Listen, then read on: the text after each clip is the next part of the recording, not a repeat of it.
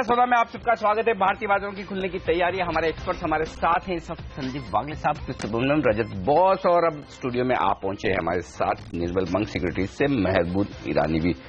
स्वागत है मेहरबून जी आपका भी। तेजी हो रही है पूरे दुनिया भर के बाजारों में, तो आपका इरादा खरीदारी करने का है या फिर ये लेवल्स आपको ऐसा लगता है कि प्रॉफिट बुक करके निकल जाने वाले हैं?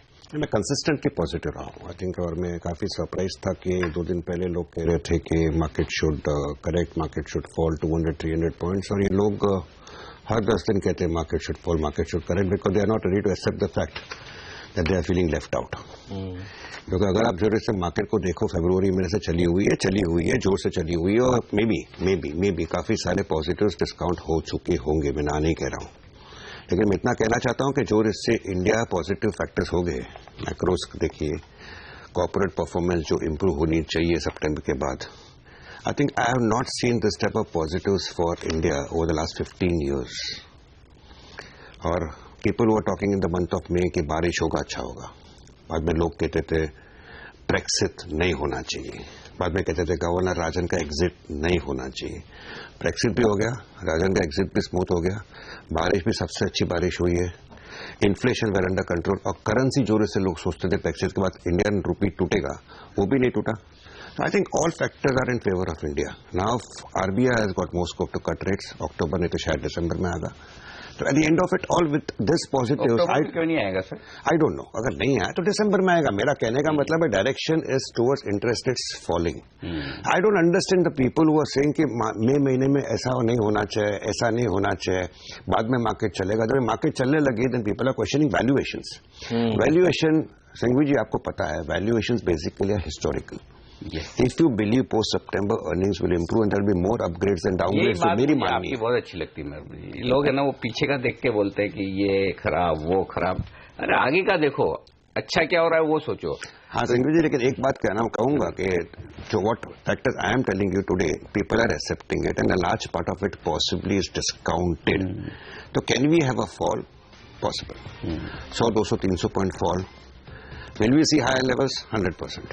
Yes. As a result of it, I feel that this is a running correction. If whenever it happens, it should be a running correction. People should use dips to buy into selective stocks. That's it. I think India is on a great wicket. तो मतलब 200-300 point की मंदी के चक्कर में 2000 point की तेजी मत छोड़िए। 2000, 1500 जो भी हो देना ठीक नहीं है, लेकिन इतना कहूंगा कि दूसरा एक फैक्टर जो थोड़ा सा डर लाता है, सिंघवी जी, दिस इज इम्पोर्टेंट जी। दूसरा जो फैक्टर जो डर लगता है, काफी सारे स्टॉक्स जो मैंने लास्ट 15 साल से चले हुए नहीं है वो चलने लगे हैं with some interest of some operators here and there. That is normally at the last leg of the bull run. So that is one thing which is a little bit contradictory in my mind, but on the whole I feel you need to look into the market favorably and use every decline to buy into it. Okay, चलिए इस बीच शुरुआत हो चुकी है भारतीय बाजारों की pre opening session में। रुपए ने 2 पैसे की मजबूती के साथ शुरुआत की है, 66 रुपए 44 पैसे पर। यह है आपके लिए पहला ट्रेड। 120 अंक ऊपर है सेंसेक्स और निफ्टी पर 45 अंकों की मजबूती। थोड़ी देर में देखेंगे किन लेवल्स पर यह बाजार सेटल होता है। बिल्कुल अच्छी तेजी देखने को मिल रही है। बहरहाल कैप अप ओपनिंग होती हुई नजर आएगी, लेकिन कुछ सेक्टर्स जो अच्छा प्रदर्शन आज के दिन दिखा सकते हैं। रजत, और आपकी राय लेना चाहता हूं लिकर सेक्टर के ऊपर। केरला अब विचार कर रहा है कि शराबबंदी की तरफ जो उसने कदम बढ़ाए थे उसको अब वापस खींचेगा। जल्द ही औपचारिक ऐलान इसका हो सकता है। और आप कुछ दिनों पहले जब हमसे बात कर रहे थे तो कह रहे थे कि ग्लोबल स्प्रेड खरीदना चाहिए, और हर रोज वो शेयर नए 52 हफ्ते के उच्चतम स्तरों को छूता जा रहा है, और कल भी इसने 52 वीक हाई बनाया। इस सेक्टर में अब आपको कौन सा शेयर सबसे अच्छा लग रहा है, जहां पर आपको लगता है कि फ्रेश खरीदारी की जा सकती है? और ग्लोबल स्प्रेड पर भी राय दीजिए। जिन्होंने आपके कहने पर खरीदा था, मुनाफा वसूली करने का समय है या स्टॉप लॉस लगाकर ट्रेल करें? देखिए, अगर उन्होंने शॉर्ट टर्म के लिए खरीदे थे तो मैं कहूंगा कि एक बार थोड़ा सा मुनाफा वसूली कर लीजिए, एटलीस्ट स्पॉट प्रॉफिट तो बुक कीजिए, क्योंकि कल पहला बार ऐसा हुआ है कि ये ऊपर में हाई दिखाया, ऊपर खुला, खुलने के बाद में और ऊपर चला, और बाद में जाके पिछले दिन जो जहां पे क्लोज किया था वहां पे क्लोज किया, और कुछ सप्लाई आने की संकेत भी दे रहे, तो हो सकता है कि कुछ नीचे आए। आई वुड बी, मेरे लिए ये अगर कोई कारण से 95 के आसपास मिल जाए तो बहुत बढ़िया रहेगा, उसी लेवल पे मैं खरीदना चाहता हूं। और जिन्होंने अगर लंबी अवधि के लिए खरीदा है उनको मैं कहूंगा प्रॉफिट बुक मत कीजिए, अगर नीचे मिले तो और लीजिए। और ये काउंटर मुझको लगता है यहाँ से काफी ऊपर चलेगा। यहाँ से at least 50-60% on the up side over the next 6 months दिखता है। और ऐसा अगर लिकर और ये बेवरेजेस में इस सेक्टर में यूनाइटेड स्पिरिट्स, तिलक नगर, ये सभी अभी अच्छे लगने लगे हैं और यूनाइटेड ब्रूअरीज भी मुझको अच्छा लगता है। तो यहाँ पे खरीदारी कीजिए। अभी reality is dawning upon politicians. ये तो केरला ने रास्ता दिखाया, अभी देखिएगा बाद में दूसरी जगह पे भी होगा। तो ये जो चिंता की बात पहले छाई हुई थी अभी वो हट रहे। तो overall positive, very positive for this sector. देखिए स्पिरिट्स वाले शेयर भी अच्छा प्रदर्शन दिखा रहे हैं और मनपसंद बेवरेजेस जैसी कंपनियां जो QIP ला रही हैं उनके QIP भी 5-5 गुना भरते हुए दिख रहे हैं। तो ये अच्छी बात है क्योंकि देखिए 2 तरह के लोग हैं। एक तो ये जो रजत बॉस हमारे वागले साहब जिन्हें चार्ट से देखना है, उन्हें स्टॉक से कोई लेना देना नहीं, प्राइस और वॉल्यूम का एक्शन दिखना चाहिए। तो उन्हें यूनाइटेड स्पिरिट्स, यूनाइटेड ब्रेवरीज, सारे लीकर स्टॉक्स और बहुत सारे ऐसे गुजराती मारवाड़ी लोग हैं, जैन लोग हैं जो लीकर स्टॉक्स को हाथ नहीं लगाते, तो उनके लिए टाटा ग्लोबल बेवरेजेस मनपसंद बेवरेजेस भी है। तो तेजी सब जगह, मौका सब जगह पैसा बढ़ाने का। आपको क्या खरीदना है वो आप देखिए, राइट? बिल्कुल। चलिए तो ये स्टॉक्स जो हैं इन पर नजर रखिएगा। और जूट से जुड़ी हुई कंपनियों के लिए एक अच्छी खबर आई है। सरकार कह रही है कि जो अनाज है उसको अब ज्यादा से ज्यादा बोरियों में रखा जाए जो जूट से बनी हुई हैं।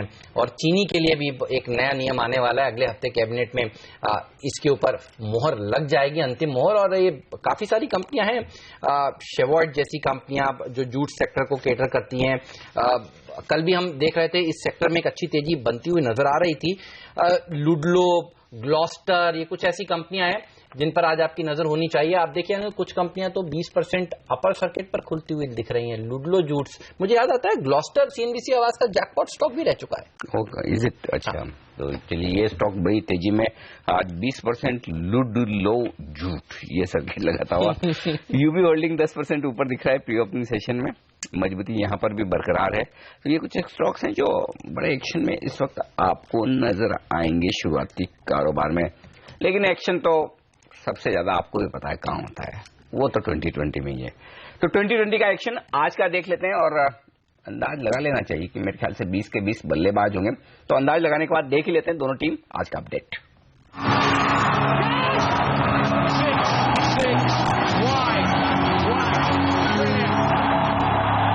मेरी टीम पूरी नजर आ रही है, खबरों से भरा हुआ है। मोंटे कार्लो गोल्डमैन सैक्स की डील है, Aarti drugs anti dumping duty लगने का फायदा होगा। Radico Khaitan, UB holding, United Spirits, Kerala में बैन हटने वाला उसका फायदा होगा। वहीं 3 जूट की कंपनियां हैं, लुडलो, शेवियट और ग्लोस्टर, जहां पे आपको अच्छी तेजी देखने को मिल सकती है क्योंकि अब बैग की मैंडेटरी की जा रही है पैकिंग। जयप्रकाश एसोसिएट्स डेट को इक्विटी में बदलने का फैसला शेयर होल्डर्स ने लिया है, तो वो एक पॉजिटिव है। और साथ ही गैब्रियल इंडिया, जिस तरीके से ऑटो सेल्स बढ़ रही है और तमाम सरकार बोनस वगैरह अनाउंस कर रही है, उसका फायदा इसको होगा। बिल्कुल। और मेरी टीम पर नजर डालिए, 10 के 10 बल्लेबाज। पिच काफी बेहतरीन है। आज ग्लोबल स्पिरिट, GM ब्रूवरीज से शुरुआत करी और अंत भी देखिए पिंकन स्पिरिट से किया है। तो 3 लिकर की कंपनियां, जैसे नीरज की टीम में 3 जूट की कंपनियां हैं, तो ये 2 सेक्टर ऑफ द डे रह सकते हैं। वेंकीज, जयश्री टी और हेडसन मलयालम पर रखिए नजर। अब अंडे में, डायमंड्स में और चाय में, कमोडिटीज में ट्रेडिंग शुरू हो रही है। ये एक अच्छी खबर और इस सेक्टर की कंपनियां अच्छा प्रदर्शन फिर दिखाएंगी जो इक्विटी बाजार में लिस्टेड है। इसके अलावा ओरिएंट पेपर में जिस तरह से डिमर्जर किया जा रहा है कंज्यूमर इलेक्ट्रिकल डिवीजन का, वो काफी पॉजिटिव है। उगर शुगर में तेजी देखने को मिल सकती है। यूरोस इंटरनेशनल को भी खबरों के दम पर टीम में आज शामिल किया है। और ऑटो एंसिलरी शेयर अच्छा प्रदर्शन दिखा सकते हैं। अब से लेकर दशहरा तक 8 ट्रेडिंग सेशंस बचे हैं। रिको ऑटो में सेलेक्टर्स को अच्छा लगता है।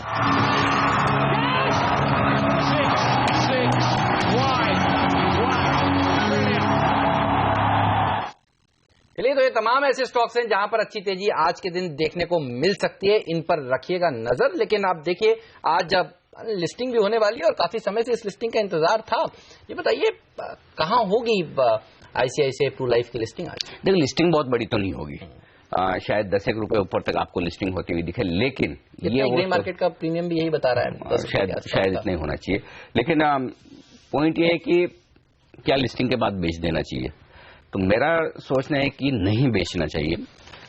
फिर से एक बात कहूंगा कि आप अपनी इश्यू प्राइस का स्टॉप लॉस रख लीजिए। हो सकता है लिस्टिंग के बाद एक बार जिनको निकलना है वो बेच कर निकले, लेकिन मुझे लगता है इवेंचुअली, देखिए इस वक्त क्या है, मिड कैप्स में आपके पास बहुत आइडियाज है नहीं, और ये अपनी तरह का अलग बिजनेस है।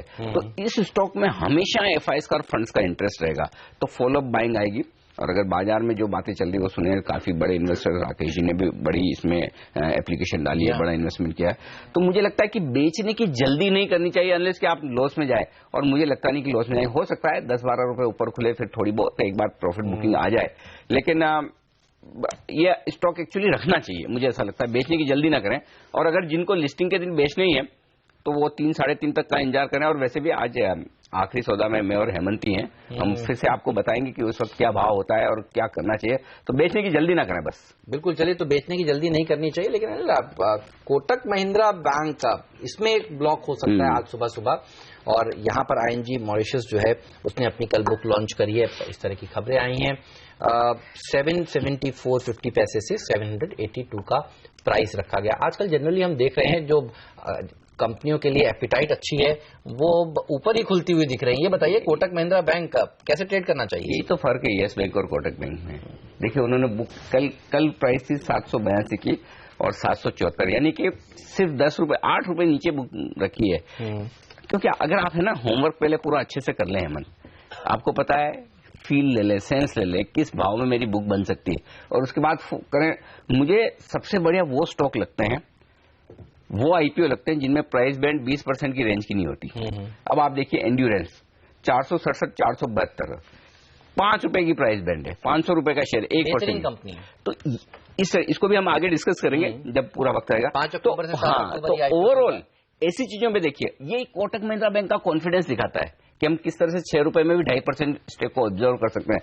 तो जहां डील हो खरीद लेना चाहिए। चलिए, जहां डील हो खरीद लेना चाहिए, और हम आपको बताएंगे जैसे ये ब्लॉक एग्जीक्यूट हो जाता है 2.5% हिस्सेदारी हाथ बदलेगी आज सुबह सुबह बाजार। और एक और बात, एमसीएक्स में 15% हिस्सेदारी कोटक बैंक की हमने परसों कहा था, जिसको याद हो तो वो एक बड़ा ट्रिगर वैल्यूएशन के लिए। चलिए, तो ये तमाम ऐसे स्टॉक्स हैं जहां पर एक्शन भरपूर देखने को मिल रहा है। लेकिन मैं राय लेना चाहता हूं वागले साहब आपकी टायर शेयरों के ऊपर। अब देखिए, इस सीरीज में किसी एक सेक्टर ने अगर आउट परफॉर्मेंस दिखाया है तो टायर सेक्टर ने।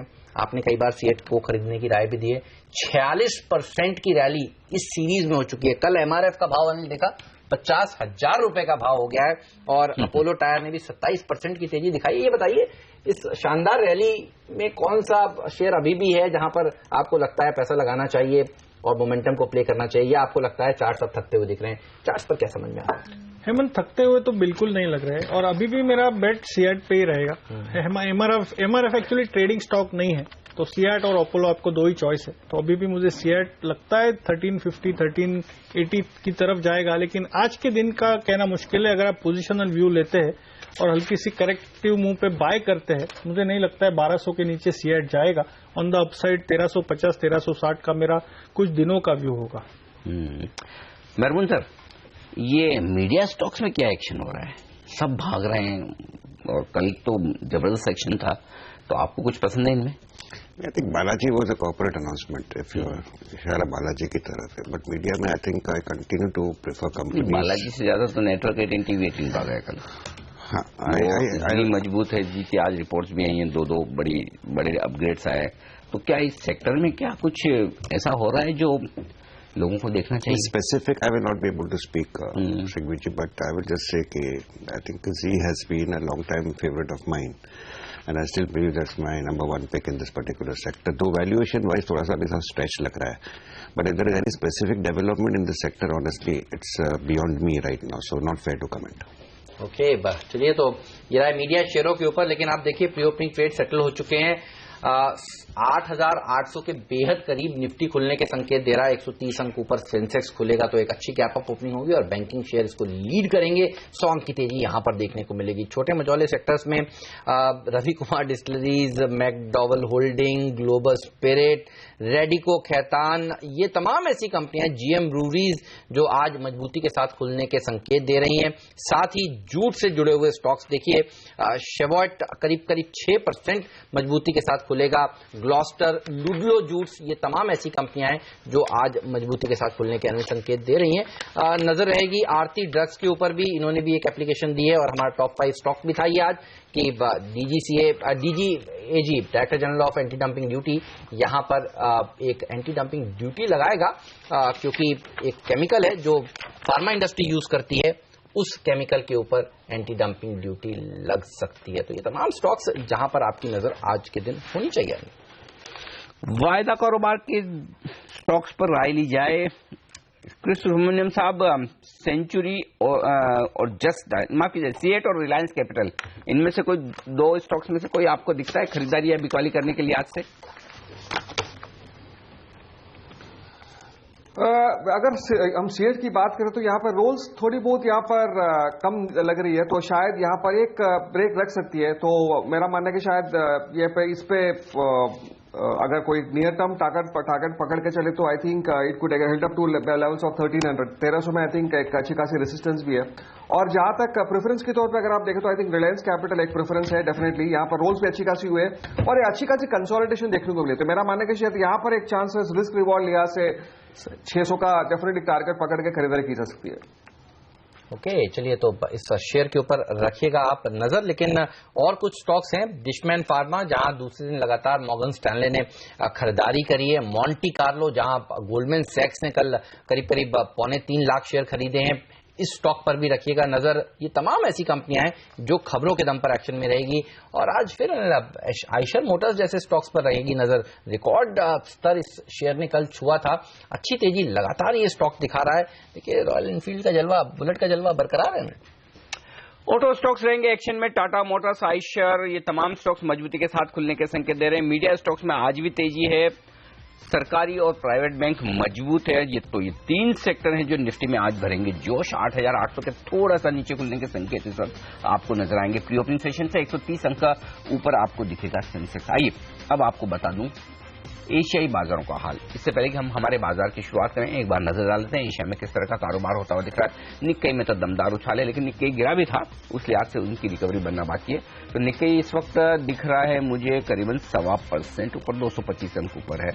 और बाकी एशियाई बाजारों में हर जगह आधा से 1% तक की तेजी बनती हुई दिख रही है। हांगकांग एक बार मैं फिर से देखना चाहता हूं कि हांगकांग में कितनी मजबूती है, वो एक बार देख लिया जाए। हांगकांग आप देख सकते हैं 90 अंकों पर इस वक्त हांगकांग के बाजार आपको नजर आएंगे। तो एशिया एकदम चुस्त दुरुस्त मजबूत है, हम भी दमदार शुरुआत करेंगे। आइए एक्सपायरी के दिन करते हैं आज के ट्रेड की शुरुआत और पहली टिक में आपको बता दूं कि निफ्टी में 51 में से 49 स्टॉक मजबूत दिख रहे हैं और ये आपके सामने आता हुआ शुरुआत भारतीय बाजारों की मजबूत शुरुआत होती दिख रही। सेंचुरी मारता हुआ सेंसेक्स 145 अंक मजबूत, निफ्टी पर मजबूती 45 अंकों की। तो ये है इस वक्त शुरुआती कारोबार। 150 अंकों से ज्यादा की तेजी सेंसेक्स में, 165 अंक मजबूत और निफ्टी हाफ सेंचुरी मारता हुआ 50 अंकों पर 8796 का लेवल इस वक्त। बाजार की मजबूती रुक नहीं रही, 170 अंक ऊपर है सेंसेक्स और निफ्टी 8800 पर पहुंचता हुआ। जी हाँ, तो पहला टारगेट अचीव हासिल। अब बढ़ते हैं आगे, कौन से स्टॉक्स हैं जो एक्शन में? आइशर मोटर्स 2% मजबूत, ओएनजीसी 1.25% मजबूत। आइशर के अलावा हीरो, बजाज, 2 व्हीलर स्टॉक्स में 4 व्हीलर से ज्यादा रफ्तार नजर आएगी आपको इस वक्त। बॉश कल 2% भागा था, आज भी मजबूत है और इसके अलावा ओएनजीसी बाजार को सहारा देता हुआ। तो ये है शुरुआती कारोबार। सिर्फ 3 स्टॉक कमजोर है, जिक्र करना जरूरी नहीं है। मजबूत कौन से स्टॉक्स हैं आइए वायदा कारोबार में बता दूं आपको। और आईबुल रियल 2.5% की मजबूती के साथ टॉप गेनर, जेपी एसोसिएट 2% ऊपर, आरकेप 2% मजबूत, यूनाइटेड स्पिरिट्स 2% मजबूत। कल याद होगा आपको इसी वक्त सुबह हम कह रहे थे कि यूनाइटेड स्पिरिट्स खरीदारी करने का आपके लिए मौका है। सीएट 2.25% मजबूत, आइशर में 1.5% की तेजी। कोकेन, ओएनजीसी, ऑयल इंडिया, तमाम ऑयल से जुड़े हुए स्टॉक तेज दौड़ लगाते हुए दिख रहे हैं। वेदांता का ऑप्शन खरीदने की राय दी थी कृष्ण सुब्रमण्यम ने, मजबूत शुरुआत की है। केनरा बैंक भी खरीदारी करने की उनकी राय थी, तेज शुरुआत करता हुआ ये स्टॉक। तो यहां पर तेजी आज भी बरकरार है। तो बेहद दमदार शुरुआत, 8800 के लेवल को छुआ है निफ्टी। क्वार्टर के ब्लॉक्स हो गए। चलिए क्वार्टर पे फोकस किया जाए, सबसे इंपॉर्टेंट वही है बिल्कुल। 785, 786, लोएस्ट जो ब्लॉक हुआ है हेमंत, वो हुआ है 782.30 पर, वहां पर हुआ है सबसे नीचे वाला। तो कोटक का भाव फटाफट हो गए, सब कुछ हो गए। चलिए, तो यहाँ पर खरीद लेना चाहिए। हाँ, बिल्कुल, इसमें कोई डाउट ही नहीं है, जहां ब्लॉक्स वहां खरीद। ये स्टॉक है। वागले साहब से फटाफट चार्ट पर ले लेते हैं, पूछ लेते कि आज के लिए इंट्राडे के लिए फटाफट इसके टारगेट ले लीजिए आप। कोटक। अनिल जी, मुझे इसमें पैटर्न क्लियर नहीं है। चलिए, कोई बात नहीं, मैं आपको और बताता हूँ कौन से स्टॉक्स हैं जहां एक्शन देखने को मिल रहा है। हम कल से कह रहे थे कि जूट शेयरों पर रखिएगा नजर। Ludlow jute 20% upper circuit. Gloster CNBC Awaaz का जैकपॉट स्टॉक रह चुका है 12% मजबूती के साथ। शेवॉइट कंपनी 9% ऊपर। तो ये जूट वाले शेयर, ये खबर बहुत बड़ी है दरअसल। अगर चीनी के में और इस्तेमाल होने वाले हैं जूट से जुड़े हुए जो बोरियां हैं, तो इन कंपनियों के दरअसल जो आगे चलकर बिक्री है और इनका मुनाफा है वो बढ़ता हुआ नजर आएगा, और यही बाजार समझ रहा है। अब देखिए, ये सेक्टर सबसे अच्छा प्रदर्शन दिखाने वाला छोटे मझौले सेक्टर में। दूसरा सेक्टर जिसका हम जिक्र कर रहे थे वो है स्पिरिट्स कंपनियां। ग्लोबल स्पिरिट देखिए 6% ऊपर, तिलक नगर 5% ऊपर, मैकडॉवल होल्डिंग 5% ऊपर ट्रेड करता हुआ, पिंकन स्पिरिट्स 3% ऊपर, रेडिको खैतान में 3.5% की तेजी है। तो कोई भी ऐसी स्पिरिट कंपनी नहीं है जो हाई स्पिरिट्स में आज नहीं हो। तो ये दोनों सेक्टर सबसे अच्छा प्रदर्शन दिखा रहे हैं। स्टॉक तो एक ही एक्शन में, एक्चुअली अभी तक कोटक की सारी ब्लॉक्स हुई नहीं है ऐसा लग रहा है, क्योंकि अभी भी हो रही है 788 के दाम पर भी होती हुई दिख रही है। वॉल्यूम देखिए कोटक में, और सारी डील्स एनएससी पर हो रही है। 4 करोड़ 90 लाख शेयरों का कारोबार एनएससी पर, 4 करोड़ 90 लाख शेयर। ये दिखाता है बाजार की डेप्थ कि इतनी बड़ी सप्लाई स्टॉक कितनी आसानी से स्टॉक ये झेल रहा है, कहीं कोई दिक्कत वाली बात नहीं। क्या कहेंगे मेहरबान सर? आई थिंक अगर आप कोटक का हिस्ट्री भी देखो the stock, I think it is possibly one of the best biggest multi beggars over the years since the time it's listed, and along with HDFC Bank and IndusInd Bank, I think ये 3 bank है जिसके stocks, I think, believe me, and this is the way I have always been stating it to my investor clients as well as to the channels, get buy the stock whenever you want and just hold on to it. These are wealth creators. So that is the difference you were saying about Kotak and Yes Bank. मैं कहूँगा कि Yes Bank is a high beta stock. Kotak is a stock which has only created wealth for investors consistently. So therefore, this is the stock which you can buy at any level. And yes, the way it was done, honestly, I'm not surprised. The way this. ये तो star है, star रहेगा आगे भी। यहाँ पर खरीदारी करनी चाहिए आपको हर डिप्स में। लेकिन इंडिया बुल्स रियल एस्टेट देखिए, वागले साहब कह रहे थे यहाँ पर खरीदारी करनी चाहिए। एफएनओ में सबसे अच्छा प्रदर्शन दिखाने वाला यही शेयर है। सीएट उनको पसंद था, यहाँ पर तेजी देखने को मिल रही है। एमआरएफ देखिए हर रोज बढ़ रहा है, और इस पर एक राय सर मरवन जी आपकी लेना चाहूंगा। आप तेजी देखने को मिली है नहीं इन सारे के सारे टायर शेयरों में, और एमआरएफ तो जेन्युइन वेल्थ क्रिएटर रहा है। एमआरएफ के ऊपर अब आपकी क्या राय है? कुछ लोग कहते हैं 50,000 रुपए बहुत बड़े हैं, एक शेयर खरीदेंगे तो सारे पैसे खत्म हो जाएंगे। आई थिंक आपने मेरा शब्द यूज कर दिया राइट ना, वेल्थ क्रिएटर। और आई थिंक कल ही केवल पूछ रहा था जब ये अराउंड 49,000 के आसपास था। I said safe deposit locker में आपको बोला था शेयर रखने को, वहीं पे रखिए। ठीक बात है। आपका डीमैट स्टेटमेंट वगैरह एमआरएफ हो तो डीमैट स्टेटमेंट भी सेफ डिपोजिट लॉकर में रख दीजिए। And I think don't look at it and don't get tempted to sell it. There is no stock split, there is no bonus. बरसों से बात हो रही है, पता नहीं आएगा कि नहीं आएगा, but I am hearing it right from the time I was doing my MBA days. So I think 20 years से मैं सुन रहा हूँ bonus, nothing is coming. But at 50,000 also if you look at the balance. आपके MBA days में क्या भाव था इसका? I think it was less than 3,000-4,000 rupees. What I am trying to state is at 50,000 rupees also I think how many people were ready to believe 30,000 पे 50,000 हो जाएगा। ये कहना ठीक है कि टायर में साइकिल आप पे, rubber prices are down. I am not ready to put my neck out कि at this prices buy into any tyre stock, लेकिन MRF because of the balance sheet strength full stop. लोग देखते हैं replacement value plant का क्या है, इसको देखना कैसे चाहिए? दरअसल ये बताइए, आप तो फंडामेंटल स्टडी करते हैं। देखिए, जस्टिफाई करने के लिए बहुत सारा कारण होता है। आई थिंक फ्लोटिंग स्टॉक देखिए, I think the biggest positive in favour of MRF is जिसके पास ये शेयर्स है वो बेचते नहीं। ठीक बात है। और नए इन्वेस्टर आते हैं। अभी आपने वागले साहब को पूछा कौन सा टायर स्टॉक लेना चाहिए, उन्होंने सीआर्ट बताया। The point is CEAT, JK tyre, Apollo tyres, MRF. अगर आप मुझे पूछे ये लेवल पे क्या शेयर खरीदूं, looking at the way this rally has happened in tyre stocks, कहीं पे डर लगता है फंडामेंटली। 6 महीने के बाद रबर प्राइसेस मुझे पता नहीं। I go with MRF even now.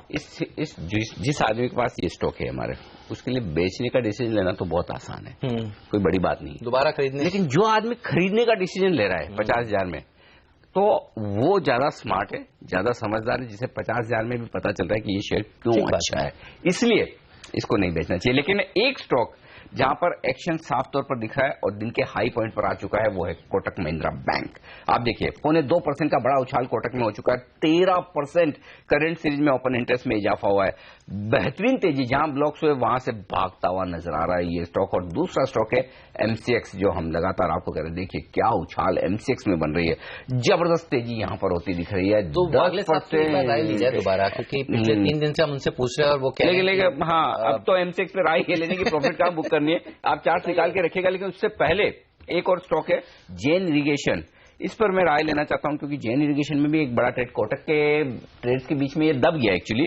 तो यहां पर एक ट्रेड हुआ है, 1/4% हिस्सेदारी बदली, लगभग 9 लाख शेयरों का कारोबार हुआ है यहां पर एनएससी पर जैन इरिगेशन में। कम से कम एक ट्रेड में स्पॉट कर पाया हूं जैन इरिगेशन, और वायदा कारोबार के बैन वाला स्टॉक है। तो हेमंत, ये भी इंटरेस्टिंग स्टॉक हो सकता है, क्योंकि बैन में एक्सपायरी का दिन है, कल तो बैन से बाहर निकलेगा, उससे पहले डिलीवरी बेस्ड ट्रेड यहां पर होते हुए दिख रहे हैं। जैन भी बड़ा इंटरेस्टिंग स्टॉक है, याद होगा आपको मॉर्गन का बड़ा इंटरेस्ट है, उन्होंने खरीदारी भी की थी। तो जैन इरिगेशन और एम6, इन दोनों के चार्ट्स बताएं सर। अनिल जी, जैन इरिगेशन मुझे 100 के ऊपर का व्यू बैठ रहा है, ये लेवल पे भी बाई किया जा सकता है, 96, 60, 70। आज के लो के नीचे एक 50 पैसे का स्टॉप लॉस डाल दीजिए और 2 या 3 या 4 दिन में मुझे लगता है 102, 103 के लेवल्स देखने को हमको मिलेंगे, 5 से 7% अपसाइड होगा। अभी एमसीएक्स की बात करें तो सिर्फ अभी बात ही कर सकते हैं, एक्शन देखा तो ये हो गया।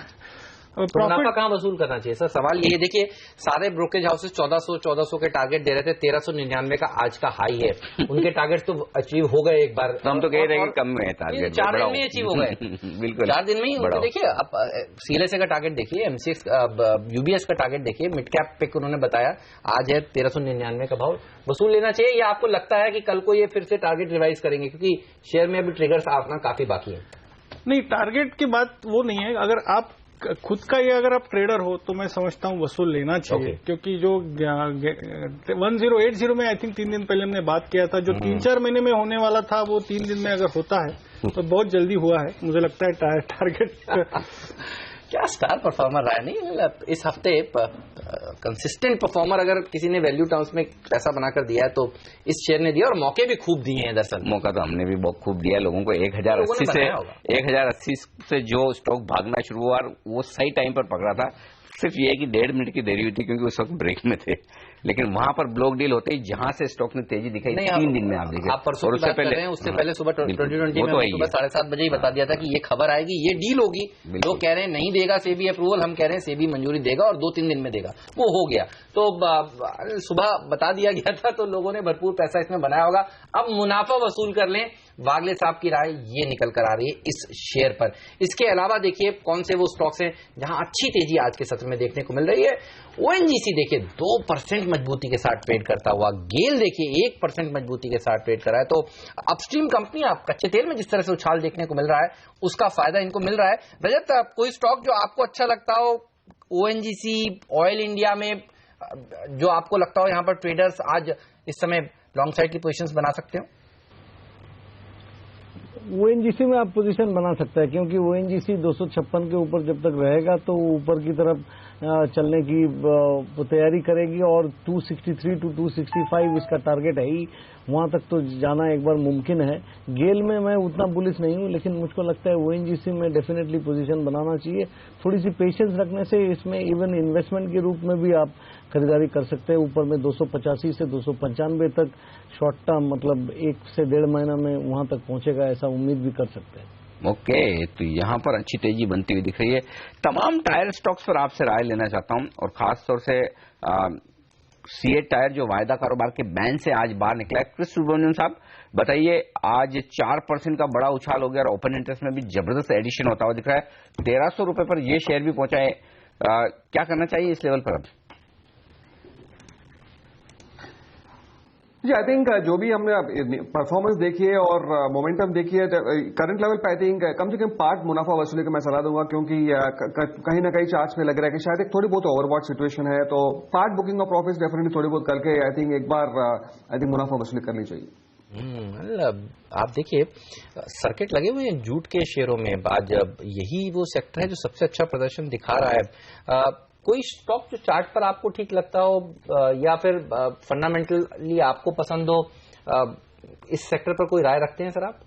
नहीं रखते। कोई चार्ट पर आपको शेयर पसंद है? कोई भी मेरे रडार पे पैटर्न वाइज नहीं आ रहा है। लेकिन तेजी तो यहाँ पर भरपूर देखने को मिल रही है। आप देखिए 12 से 20% की तेजी इन 3 लिस्टेड कंपनियों में देखने को मिल रही है। तो आज मौका ही नहीं मिला लोगों को। देखिए 20% का अपर सर्किट लग गया खुद ही। बिल्कुल। और इस बीच नजर रखिए एमसीएक्स के स्टॉक पर, जहां पर बड़ी तेजी होती हुई दिख रही है। और एमसीएक्स के लिए कमोडिटीज में ऑप्शन की ट्रेडिंग सेबी की तरफ से मंजूरी मिलना कितने बड़े फायदे की बात है, इस पर हम एमसीएक्स के मैनेजमेंट से बातचीत करने वाले हैं। और अब से कुछ ही मिनटों में, कुछ सेकंड्स में वो बातचीत होगी। उससे पहले हमारे तमाम एक्सपर्ट से विदा लेने का वक्त है। वागले साहब, मेहरबून ईरानी साहब, साथ ही रजत बॉस और क्रिस सुब्रमण्यम साहब, आप सबका बहुत बहुत शुक्रिया सीएनबीसी आवाज के साथ जुड़ने के लिए, पहला सौदा में अपनी राय देने के लिए।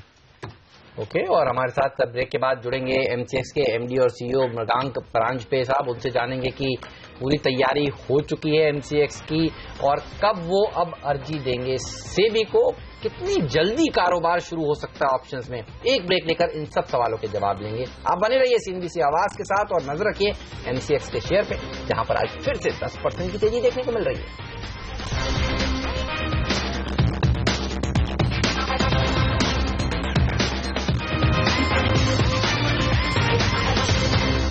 पहला सौदा में आप सभी का स्वागत है। एक शेयर जिसने सबसे अच्छा रिटर्न्स पिछले एक हफ्ते में तो कम से कम कमा कर दिया है। जी हम बात कर रहे हैं एमसीएक्स की। देखिए कल 8-9% की तेजी के बाद आज फिर से 11% की मजबूती यहां पर देखने को मिल रही है।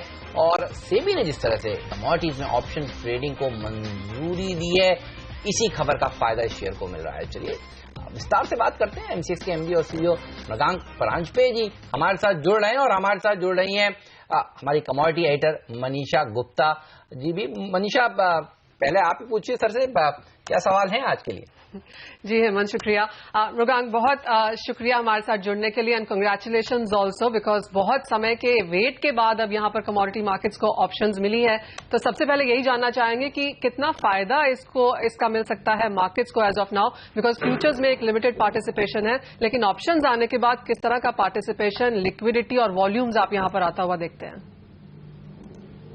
मनीषा, धन्यवाद। और सबसे बड़ा फायदा जो हम देख रहे हैं इस बात का होगा कि ये मार्केट अब बहुत लोगों के लिए उपलब्ध हो जाएगा। जो लोग इस मार्केट में इसलिए आना चाहते हैं कि वो अपना जो नुकसान हो सकता है उसके खिलाफ, अगर इंश्योरेंस जिसे हम कहते हैं वो चाहते हों, तो उनके लिए ऑप्शंस एक बहुत ही अच्छी इंस्ट्रूमेंट है। और हम ये जरूर देखेंगे कि किसान और एसएमईज जो हमारे हैं, छोटे उद्योग हैं, वो बिल्कुल इसका फायदा उठाएंगे। और इसलिए इसका सबसे बड़ा फायदा ये हो जाएगा कि ऑप्शंस के साथ साथ कमोडिटीज अब काफी लोगों तक पहुंच सकता है ट्रेडिंग के लिए।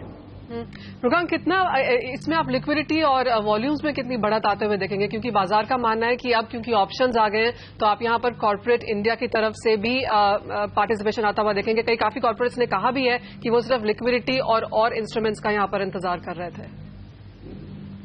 मनीषा, बिल्कुल। इस समय अनुमान लगाना थोड़ा मुश्किल है कि कितना वॉल्यूम इसके कारण आएगा।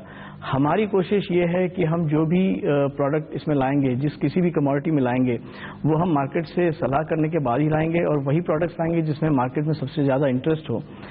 उसके बाद हम यही चाहते हैं, जैसा मैंने कहा, कि इससे पार्टिसिपेशन बढ़े, इससे जो भी छोटे उद्योग हैं, फार्मर्स हैं, वो इस मार्केट में आ जाएं।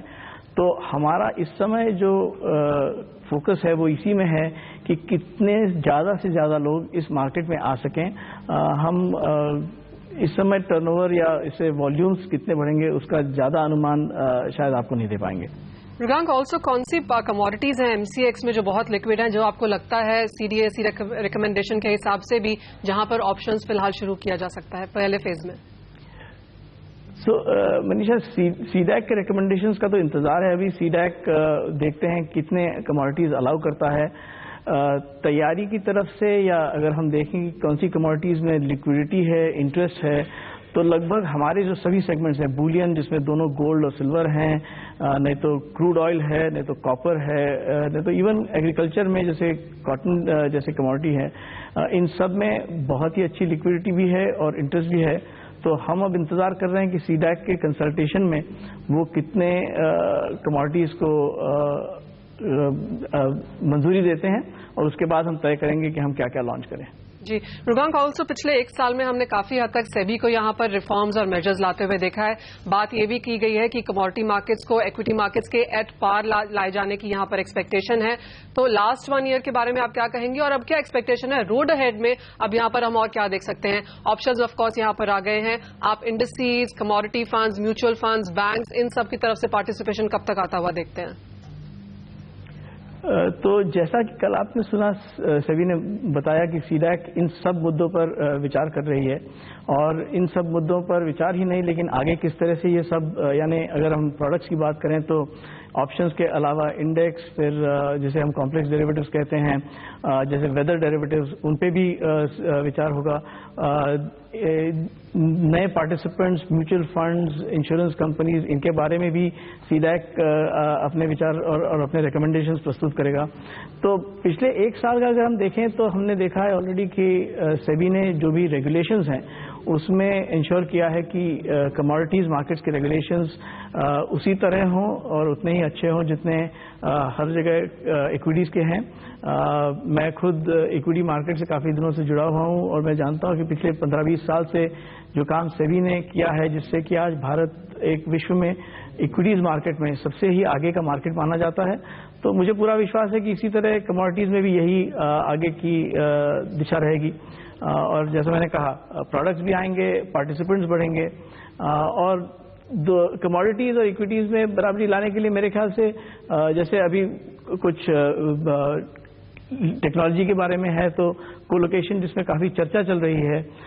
कमोडिटी एक्सचेंज में कोलोकेशन अभी अलाउड नहीं है, इक्विटीज में कोलोकेशन, हाई फ्रीक्वेंसी ट्रेडिंग और कोलोकेशन जो है वो अलाउड है इक्विटीज में। तो वो जिस समय सेबी अलाउ करेगा, तो ये सब चीजों पे सीडैक और सेबी अभी विचार कर रही है और हम जरूर सोच रहे हैं कि अगले 1-1.5 साल में ये सब नए चीजें आ जाएंगी। यानी कि अगला 1-1.5 साल कमोडिटी मार्केट्स के लिए काफी ज्यादा हरकत वाला रह सकता है। मुगांग, बहुत शुक्रिया हमारे साथ जुड़ने के लिए। हेमंत, तो ऑफकोर्स स्टॉक ऊपर चढ़ रहा है, जैसे आप बता रहे थे इस हफ्ते में बेस्ट परफॉर्मिंग है और अगला 1-1.5 साल जैसे एमसीएक्स भी कह रहे हैं कि बहुत ज्यादा यहाँ पर डेवलपमेंट देखने को मिल सकती है। बिल्कुल, शुक्रिया मनीषा, इनफैक्ट आपका इस चर्चा को आगे बढ़ाने के लिए धन्यवाद। और आप देखिए अनिल, बेस्ट परफॉर्मिंग स्टॉक रहा है और 11% की मजबूती, 9% की तेजी के बाद 1400 रुपए तक के टारगेट जो बड़े ब्रोकरेज हाउसेस दे रहे थे वो अचीव होते हुए नजर आए एक ही हफ्ते में। ये सरप्राइजिंग बात है, नहीं? बिल्कुल जबरदस्त एक्शन और हम तो कह रहे थे सुबह की 1400 के टारगेट कम है इन्वेस्टर्स के लिए, ट्रेडर्स के लिए तो काफी थे जो आज के हासिल हो चुके हैं, लेकिन इन्वेस्टर्स के लिए तो ये वो स्टॉक है जिसने अच्छी वेल्थ बनाई, शायद आगे भी बनाता हुआ नजर आए। ब्रेक का वक्त है, ब्रेक के बाद हमारे साथ जुड़ेंगे बाजार के जाने माने दिग्गज एडेलवाइस फाइनेंशियल से विकास खेमानी, लेंगे बाजार पर उनकी राय इस ब्रेक के बाद।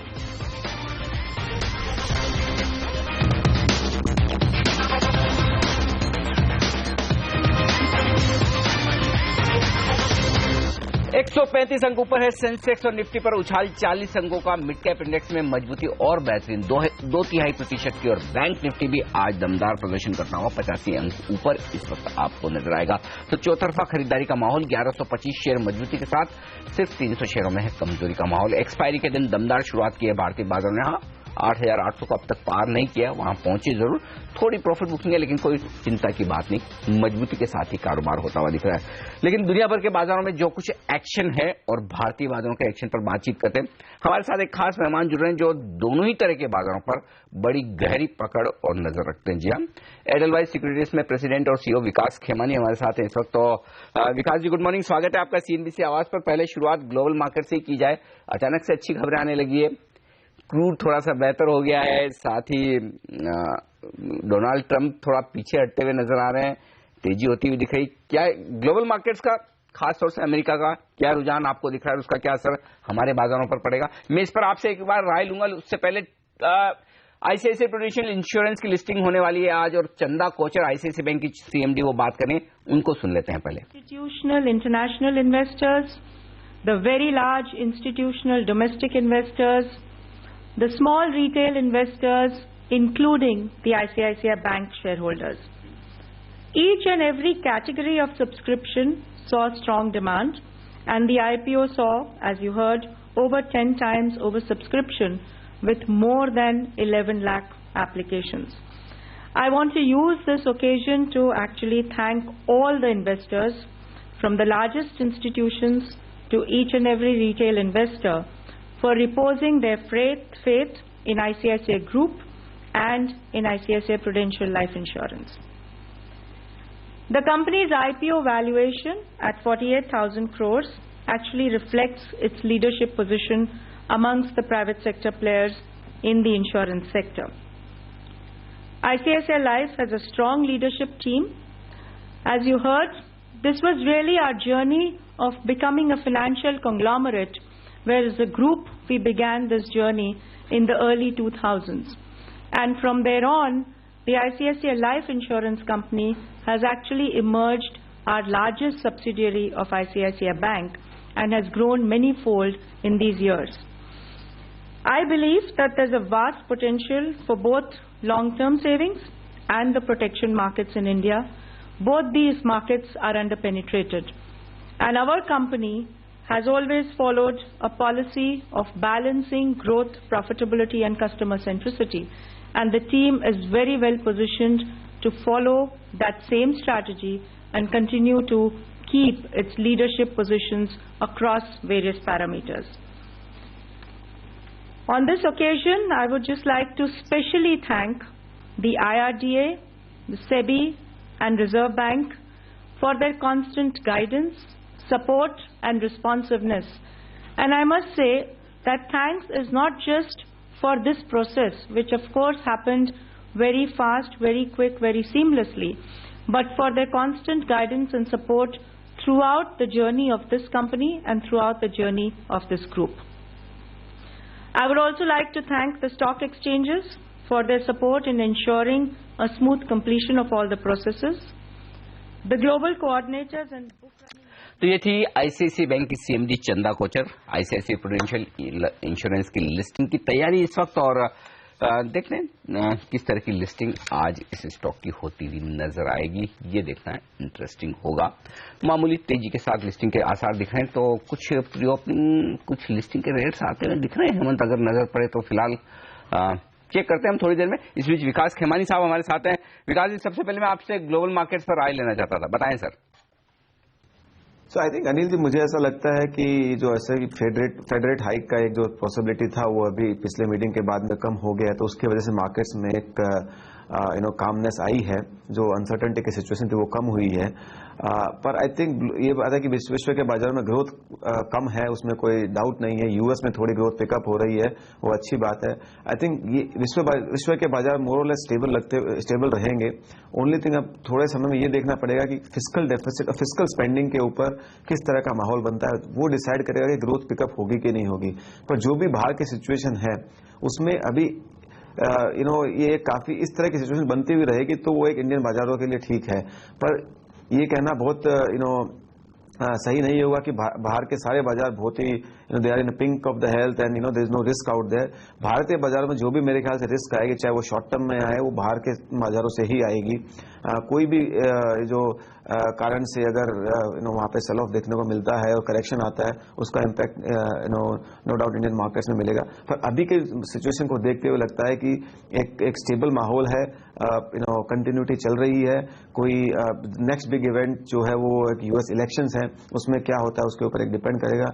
पर मुझे लगता नहीं कि अभी कोई एक मेजर शेकआउट जैसी सिचुएशन नहीं आएगी, आनी चाहिए। पर एक क्वेश्चन ये भी कहना चाहूंगा कि जो एक्सेप्शनल काम जब भी बाजार में होती है, जो कि अभी है, इम्प्लाइड वॉलेटिलिटी रेट्स जो बाजार के हैं वो काफी कम है, तो ये दर्शाता है कि बाजार में रिस्क परसेप्शन बहुत कम है।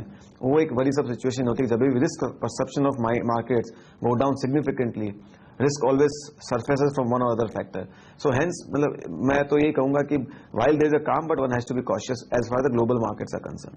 ओके, और इस समय आपकी स्क्रीन पर आप कह रहे थे कि आईसीआईसीआई प्रू के भाव आपकी स्क्रीन पर आ गए हैं। 330 रुपए पर ये सेटल इस समय होता हुआ दिख रहा है। 334 रुपए पर 6000 50 करोड़ रुपए के आसपास जुटाए थे और आप देखिए अब जो इसकी लिस्टिंग हो रही है वो भाव से थोड़ा सा नीचे हो रही है। इस पर एक राय लेना चाहता हूं सर, आपकी ये बताइए क्या व्यू बन रहा है इस शेयर पर आपका? हम इनके आईपीओ बैंकर थे और आई थिंक हमारे हिसाब से बहुत ही long term sustainable structural growth story है।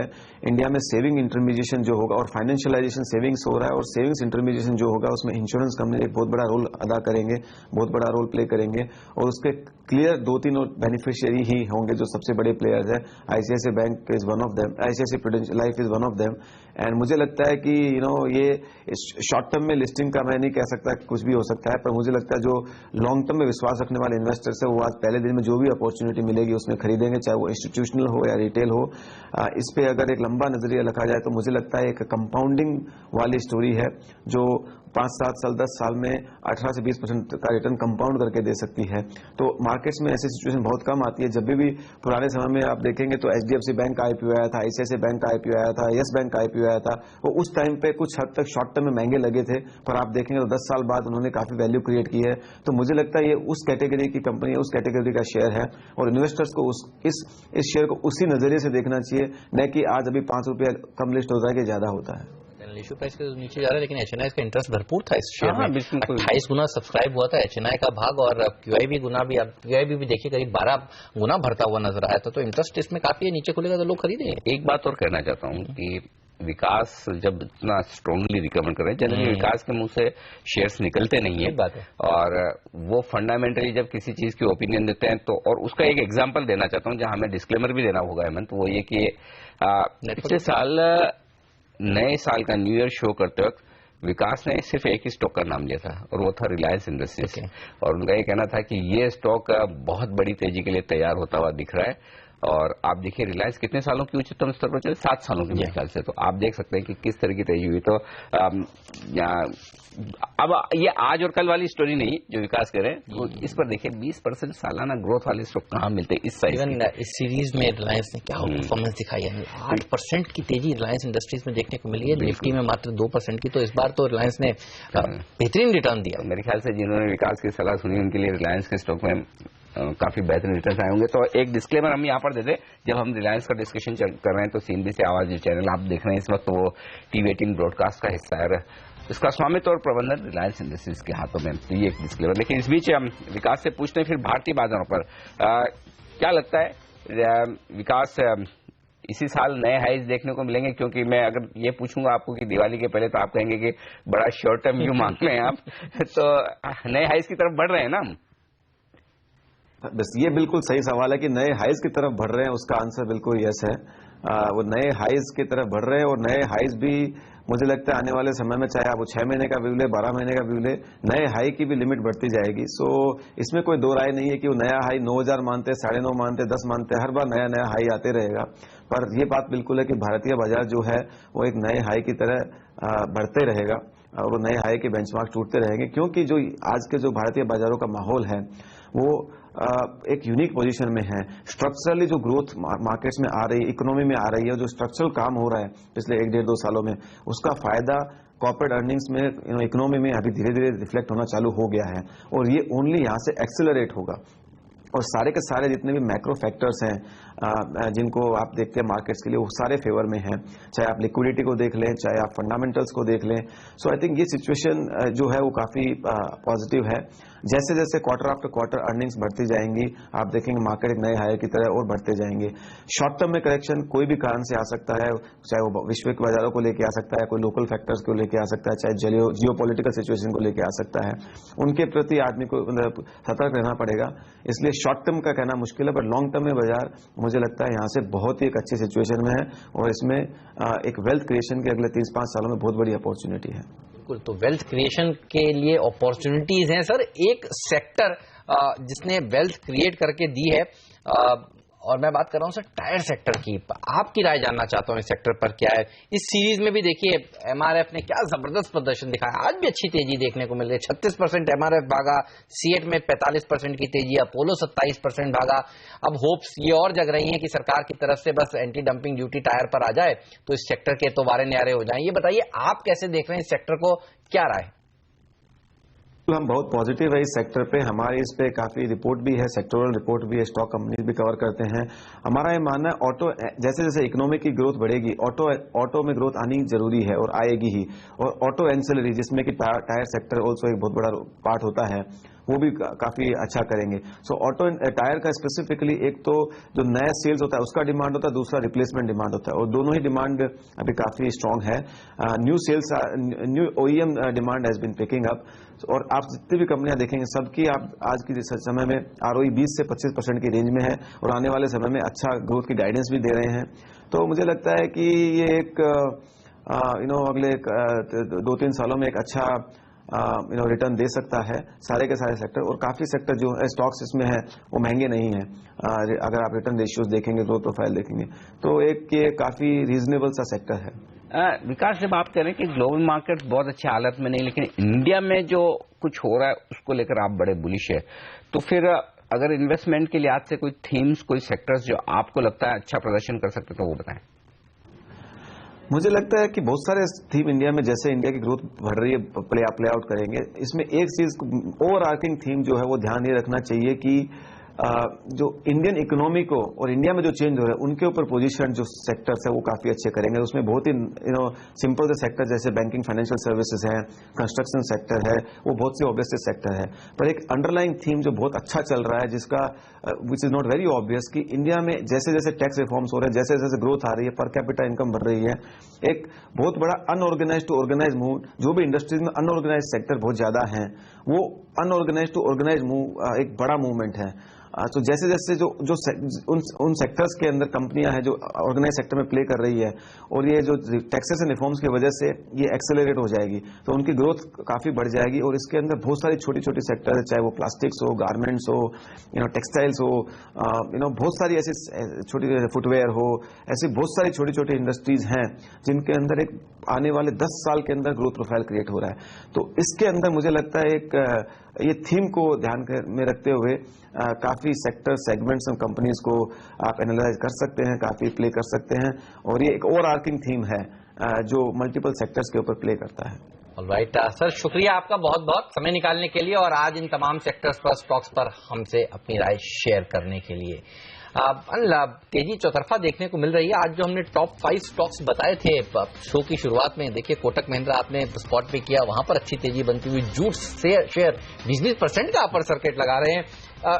यूनाइटेड स्पिरिट्स और बाकी सारे लिकर शेयर दौड़ रहे हैं, तो तेजी चौतरफा देखने को। आज शानदार दिन, एक्सपायरी के दिन जो डर होता है, डर की बजाय यहाँ पर एक्शन तेजी की तरफ, मजबूती की तरफ। फिलहाल नजर रखेंगे हम आईसीआईसीआई प्रूडेंशियल की लिस्टिंग पर भी, देखते हैं हमसे कुछ मिनटों बाद वहां लिस्टिंग किस तरह की होती है।